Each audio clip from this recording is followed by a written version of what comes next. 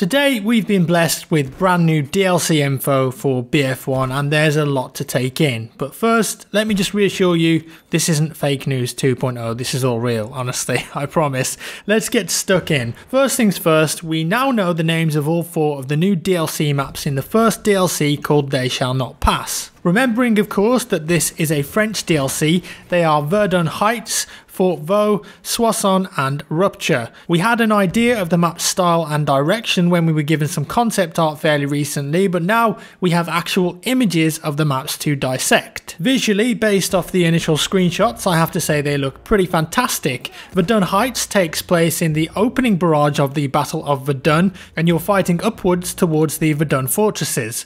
A backdrop of burning forests make this look visually very unique, but I have a feeling it could be Fort Vaux that will grab people's attention. Why you say? Well, it's got all of the hallmarks of an Operation Metro / Operation Lockers kind of a map. Set inside a fort, there's a maze of corridors and hallways, and while we don't know if the entire map takes place indoors, what we do know is that you're going to have to prepare yourself for lots and lots of grenades and automatico fire and gas. Of course, flamethrowers on top as well. And then the next map is called Soissons. I probably completely pronounced that incorrectly, but that sounds kind of French to me. Remember when we were given the concept art and info DICE talked about massive tank battles? Well, this, it looks like, is where it's going to take place. It has a similar style to San Quentin's Scar on first impressions, or perhaps Giant Shadow, but this map is designed with vehicles very much at the forefront. Large tank battles combined with plane warfare overhead and infantry battles within the town. It's a shame to ruin the landscape, as this French countryside is particularly beautiful at this time of the year. It is set in summer after all. What's interesting though is that we are told only the thunderstorm is louder than the war, so perhaps this summer's day doesn't stay sunny for long and we could see a massive Levolution style weather storm come into effect. Lastly, we have Rupture. The French forces need to capture key bridges across the River Ain, but it's the poppy fields that really set this map apart. Growing over the wrecks of previous tank battles, it's hard not to be drawn to the Sea of Red. I imagine that we'll be utilising the wrecks of old tanks as cover, which would be pretty neat. Now, we knew from the teaser the other day that there was a new tank making its way into the game with this DLC called the Char 2 Super Heavy Tank. I talked about it a few days ago in the French DLC video,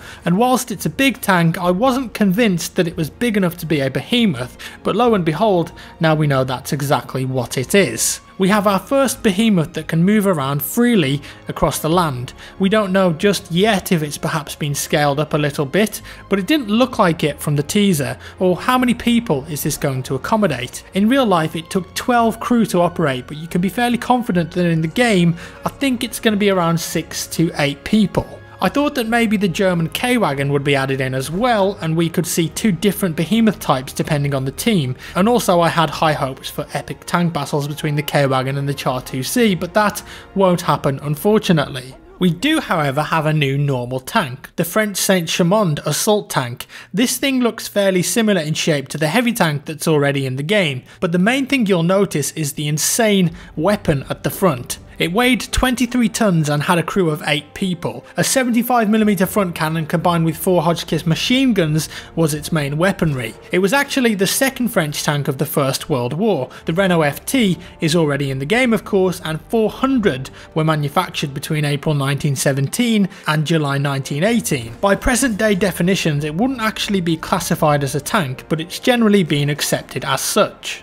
In reality, it wasn't that great apparently. It may have weighed 23 tons, but it only had around 90 brake horsepower.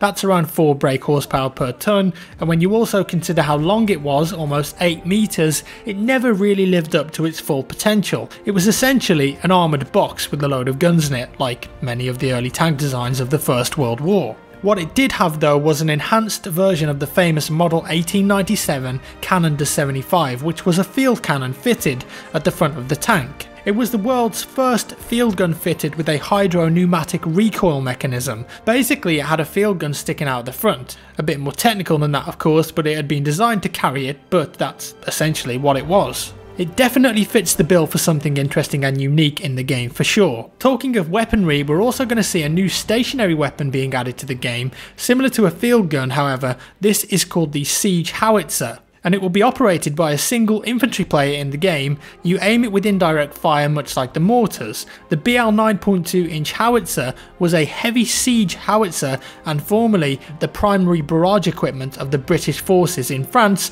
during the First World War. It actually fired 900 pounds, which is around 130 kilogram shells. That's something that packs a real punch. As well as that, we talked about something else the other day in the French DLC video, and we were right with that. We get a new elite class. Based on the teaser we saw, I did mention that it was possible it was a tanker class, and I kind of got a melee and grenadier vibe, and you know, that's pretty much what we're getting here with this elite class, and his name is the Trench Raider. He comes equipped with a brutal club and, wait for it, this is what the description says, an impressive grenade arsenal. Now when I mentioned the other day that it could be equipped with grenades, I was really hoping that it wasn't actually going to happen. Surely there are enough grenades in the game already. But it seems that he's in fact a melee character primarily who can throw a hefty amount of grenades around as well. I need to have a play with him really and get more details before we see how well it works, but I do worry that he could take a lot of damage trying to get close up using his trench.